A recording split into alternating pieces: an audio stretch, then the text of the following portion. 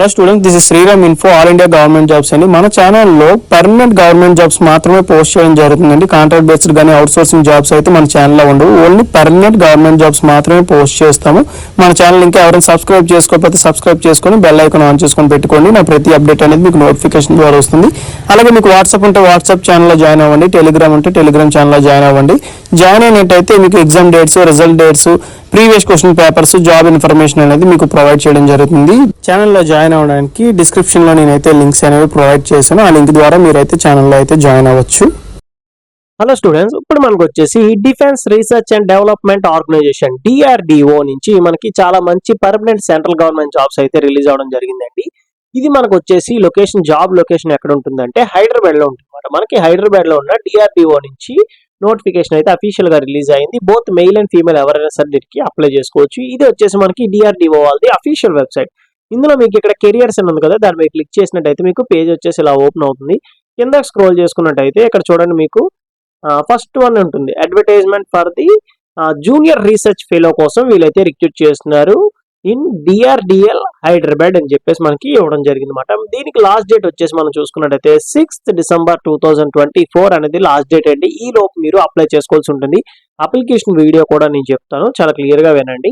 ఇది వచ్చేసి మనకి అడ్వర్టైజ్మెంట్ అండ్ అప్లికేషన్ ఫామ్. దీని మీద క్లిక్ చేసినట్లయితే ఇట్లా డౌన్లోడ్ అవుతుంది.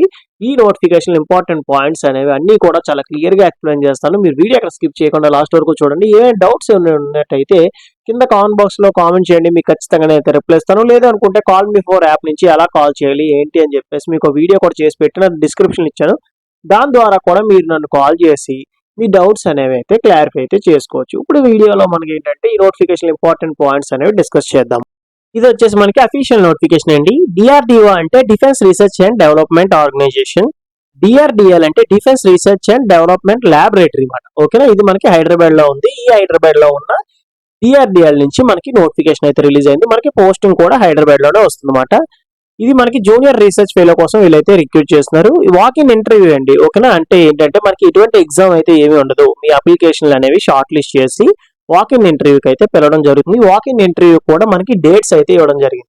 3rd December, 4th December, 5th December and 6th December. ఈ డేట్స్ లో, ఈ 4 డేట్స్ లో మీకు ఇంటర్వ్యూ అనేవి కండక్ట్ చేయడం జరుగుతుంది. ఓకేనా, అది కూడా ఎక్కడ, టౌన్షిప్, DRDO టౌన్షిప్ హైదరాబాద్ లో ఉంది కదండి, అక్కడ మీకు ఇంటర్వ్యూ అయితే కండక్ట్ చేయడం జరుగుతుంది.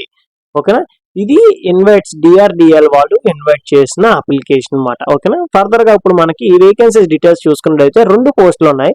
2 కూడా junior research fellow 1 and junior research fellow 2 అండి. రెండింటికి క్వాలిఫికేషన్ అనేది సేమ్ గా ఉండదు. చూడండి, ఫస్ట్ వచ్చేసి జూనియర్ రీసెర్చ్ ఫెలో 1 చూసుకున్నట్లయితే ఎలక్ట్రికల్ అండ్ ఎలక్ట్రానిక్స్ అండి, సబ్జెక్ట్స్ అండ్ డిసిప్లిన్స్ అని చెప్పేసి చూడడం జరిగింది. Electrical and electronics and ECE electronics and communication అంటే మీకు EEE వాళ్ళు, ECE వాళ్ళు అప్లై చేసుకునే విధంగా ఈ డిసిప్లిన్స్ అనేవి రిలీజ్ చేయడం జరిగింది. దీనికి ఎన్ని వేకెన్సీస్ ఉన్నాయి అంటే 8 వేకెన్సీస్ అయితే ఇవ్వడం జరిగింది. ఆ 8 వేకెన్సీస్ లో కూడా మనకి ఎవరు అప్లై చేసుకోవచ్చు అని చెప్పి ఎడ్యుకేషన్ క్వాలిఫికేషన్ చూసుకున్నట్టయితే BE BTech లో ఎవరైతే ఎలక్ట్రికల్ అండ్ ఎలక్ట్రానిక్స్ ఇంజనీరింగ్ చేసిన వాళ్ళు ఉంటారో, అలాగే ఎలక్ట్రానిక్స్ అండ్ కమ్యూనికేషన్ ఇంజనీరింగ్ చేసిన వాళ్ళు ఉంటారో, వాళ్ళు ఎవరైనా సరే దీనికి అప్లై చేసుకోవచ్చు. BE BTech లో EEE స్టూడెంట్స్ అప్లై చేసుకోవచ్చు, అలాగే ECE స్టూడెంట్స్ అప్లై చేసుకోవచ్చు. ఎటువంటి ఎక్స్పీరియన్స్ అవసరం లేదు. బట్ ఇక్కడ చిన్న క్లాజ్ అయితే ఇవ్వడం జరిగింది, ఏంటంటే వ్యాలిడ్ గేట్ స్కోర్ అయితే కంపల్సరీగా ఉండాలి. ఓకేనా, ME MTech తో కూడా మీరు అప్లై చేసుకోవచ్చు. బట్ ఇక్కడ మీకు ఏంటంటే ME MTech తో అప్లై చేసుకుంటే గేట్ స్కోర్ అయితే అవసరం లేదు. ఇక్కడ చూడండి, ME MTech with first class electrical and electronics engineering, electronics and communication engineering అని చెప్పేసి మనకి ఇవ్వడం జరిగింది కదా. BE BTech తర్వాత MTech చేసిన వాళ్ళకైతే గేట్ స్కోర్ అవసరం లేదు. ఓన్లీ BE BTech తో మీరు అప్లై చేసుకున్నట్టయితే వ్యాలిడ్ గేట్ స్కోర్ అనేది కంపల్సరీగా ఉండాలండి. నెక్స్ట్ వచ్చేసి జూనియర్ రీసెర్చ్ ఫెలో J2 చూడండి, అంటే JRF2 చూసుకున్నట్టయితే దీనికి డిసిప్లిన్స్ ఏమి ఇచ్చారంటే mechanical and aeronautical and aerospace engineering అయితే ఇవ్వడం జరిగింది. దీనికి 4 పొజిషన్స్ అయితే ఉన్నాయి. దీనికి ఎడ్యుకేషన్ క్వాలిఫికేషన్ వచ్చేసి BE BTech ఎవరైతే మెకానికల్ చేసిన వాళ్ళు ఉంటారో, ఏరోనాటికల్ చేసిన వాళ్ళు ఉంటారో, అలాగే ఏరోస్పేస్ చేసిన వాళ్ళు ఉంటారో, వాళ్ళు ఎవరైనా సరే దీనికి అప్లై చేసుకోవచ్చు. దీనికి కూడా వ్యాలిడ్ గేట్ స్కోర్ అయితే కంపల్సరీగా ఉండాలి. BE BTech తో అప్లై చేసుకున్నట్టయితే, లేదు ME MTech తో అప్లై చేసుకున్నట్టయితే గేట్ స్కోర్ అవసరం లేదు. BE BTech తర్వాత ఎవరైతే ME MTech చేసిన వాళ్ళు ఉంటారో వాళ్ళు ఎవరైనా సరే దీనికి అప్లై చేసుకోవచ్చు. ఏజ్ లిమిట్ చూసుకున్నట్టయితే 18 ఇయర్స్ నుంచి 28 ఇయర్స్ ఉన్న వాళ్ళ వరకు ఎవరైనా సరే దీనికి అప్లై చేసుకోవచ్చు. Age relaxation as per government rule SSC candidates వచ్చేసి 5 ఇయర్స్, OBC వాళ్ళకి వచ్చేసి 3 ఇయర్స్ అనేది ఏజ్ రిలాక్సేషన్ అయితే ఉంటుంది. అప్లికేషన్ ఫామ్ అనేది డౌన్‌లోడ్ చేసుకోవాలి. ఇది ఎలాగా అసలంటే ఆఫ్‌లైన్‌లో పంపించాలి అంటే ఏదో పోస్ట్ ద్వారా పంపించడం గాదు. మీరే స్వయంగా అక్కడికి వెళ్లి ఇవ్వాల్సుంటుందన్నమాట. ఎప్పుడు ఇంటర్వ్యూ టైమ్‌లో. ఓకేనా? మీకది క్లియర్‌గా చెప్తాను. ఫస్ట్ వినండి. ఒక ఎన్వలప్ కవర్ తీసుకోండి. ఎన్వలప్ కవర్‌లో అప్లికేషన్ ఫర్ జేఆర్ఎఫ్ రిక్రూట్‌మెంట్ అని చెప్పేసి టాప్‌లో రాయాలి. తర్వాత సెల్ఫ్ అటెస్టెడ్ కాపీస్ మీ డేట్ ఆఫ్ బర్త్ ప్రూఫు, అలాగే education qualification, caste certificate, GATE score ఉంటే గేట్ స్కోరు, లేదంటే ఎంఈ, ఎంటెక్ ఎవరైతే చేసిన వాళ్ళు ఉంటారో వాళ్ళ స్కోర్ సర్టిఫికేట్స్ అన్నీ కూడా జిరాక్స్ తీసి, జిరాక్స్ కిందన మీ సిగ్నేచర్ చేసి అన్నీ కూడా ఎన్వలప్ కవర్‌లో పెట్టి రెడీగా ఉంచుకోవాలి. ఎప్పుడు ఇంటర్వ్యూ టైమ్‌లో. మీరే డైరెక్ట్‌గా వెళ్లి ఇంటర్వ్యూకి అటెండ్ అవ్వాల్సి ఉంటుందన్నమాట. అవి పట్టుకొని. ఓకేనా? సెలక్షన్ ప్రొసీజర్ చూసుకున్నట్టయితే ఎలా అంటే ఫస్ట్ మీ గేట్ స్కోర్ అయితే చూస్తారు. ఎంఈ, ఎంటెక్ వాళ్ళకైతే క్వాలిఫైయింగ్ మార్క్స్ అయితే చూస్తారు. ఎవరైతే హైయెస్ట్ మార్క్స్ వచ్చిన వాళ్ళు ఉంటారో వాళ్ళని అనౌన్స్ చేస్తారు. ఓకే. మీకైతే ఇంటర్వ్యూ అయితే కండక్ట్ చేస్తున్నాం. మీరు ఇక్కడ వెయిట్ చేయండి. రిమైనింగ్ క్యాండిడేట్స్ ఎవరైతే ఉన్నారో వాళ్ళనైతే పంపించడం జరుగుతుందన్నమాట. మాక్సిమం 98% అందరికీ కూడా ఇంటర్వ్యూ అయితే కండక్ట్ చేస్తారు. ఎవరైతే ది బెస్ట్ చేస్తారో వాళ్ళనైతే సెలెక్ట్ చేయడం జరుగుతుంది. మనకి వర్కింగ్ ఎక్స్‌పీరియన్స్ అయితే ఏమి అడగలేదు. బట్ ఇక్కడ వర్కింగ్ ఎక్స్‌పీరియన్స్ ఉన్నట్టయితే ప్రిఫర్ చేస్తారన్నమాట. అంటే ఇంకా ఎక్కువ ప్రిఫరెన్స్ అనేది ఉంటుంది. Walk in interview dates, venue మీకు ఆల్రెడీ చెప్పాను కదా! 3, 4 డిసెంబర్ వచ్చేసి మనకి జేఆర్ఎఫ్ వాళ్ళు 1కి అయితే తీస్తున్నారన్నమాట. అంటే త్రిబుల్ అండ్ ఈసీ వాళ్ళకి. అండ్ 5థ్ అండ్ 6థ్ డిసెంబర్ వచ్చేసి మెకానికల్, ఏరోనాటికల్ అండ్ ఏరోస్పేస్ వాళ్ళకి అయితే ఇంటర్వ్యూ అయితే కండక్ట్ చేస్తారు. ఆ డేట్స్‌లోనే మీరు వెళ్ళాల్సి ఉంటుంది. రిపోర్టింగ్ టైమ్ గూడా మనకి ఇక్కడ ఇచ్చారు. రిపోర్టింగ్ టైమ్ 9 ఏఎం అయితే ఇవ్వడం జరిగింది. మాక్సిమం 8 ఏఎం లోపే మీరు అక్కడ ఉండడం అయితే జరిగినట్టయితే మీ ఎన్వలప్ కవర్స్ అనేవి అన్నీ కూడా వాళ్ళైతే తీసుకోవడం జరుగుతుంది. అండ్ నెక్స్ట్ ఒరిజినల్ కాపీస్ కూడా మీతో పాటు పట్టుకెళ్ళండి. ఓకేనా? ఒరిజినల్ కాపీస్ కూడా మీతో పాటు పట్టుకెళ్ళండి. ఇంపార్టెంట్ ఇన్‌స్ట్రక్షన్స్ చూసుకున్నట్టయితే ఎవరైతే సర్టిఫికేట్స్ ఉన్నాయో వాళ్ళు మాత్రమే అప్లై చేసుకోవాలి. అండ్ ఓన్ అరేంజ్‌మెంట్స్ హైదరాబాద్‌కి వెళ్ళడానికి మీరు ఓన్ అరేంజ్‌మెంట్స్ అనేవి చేసుకోవాలి. నో టీఏడీ అవి అయితే ఎటువంటి ట్రావెలింగ్ అలవెన్స్ అయితే ఏవి ప్రొవైడ్ చేయరు. నెక్స్ట్ మనకి కనెక్టింగ్ బస్ నంబర్స్ కూడా ఇవ్వడం జరిగిందండి. ఇక్కడ బస్ నంబర్స్ ఎల్బీ నగర్ నుంచి ఏ బస్ ఎళ్తుంది అండ్ నెక్స్ట్ వచ్చేసి సికింద్రాబాద్ అండ్ కోటి బస్ నంబర్ 102 అని చెప్పి ఇవ్వడం జరిగింది కదా! అలాగే కాంటాక్ట్ డీటెయిల్స్ మీకు ఇంకా ఏమైనా డౌట్స్ ఏమైనా ఉన్నట్టయితే ఈ నంబర్స్ మీరు కాంటాక్ట్ అయితే చేయొచ్చు. అప్లికేషన్ ప్రాసెస్ వచ్చేసి అప్లికేషన్ వచ్చేసి ఇట్లా ఉంటుంది. ఫస్ట్ ఇక్కడ జూనియర్ రీసెర్చ్ ఫెలోషిప్ అని చెప్పేసి ఇట్లా ఉంటుంది. ఇది తర్వాత సబ్జెక్ట్ ఉంటుంది. సబ్జెక్ట్‌లో మీరు సెలెక్ట్ చేసుకోవాలి ఇలాగ టిక్ పెట్టాలన్నమాట. ఓకేనా?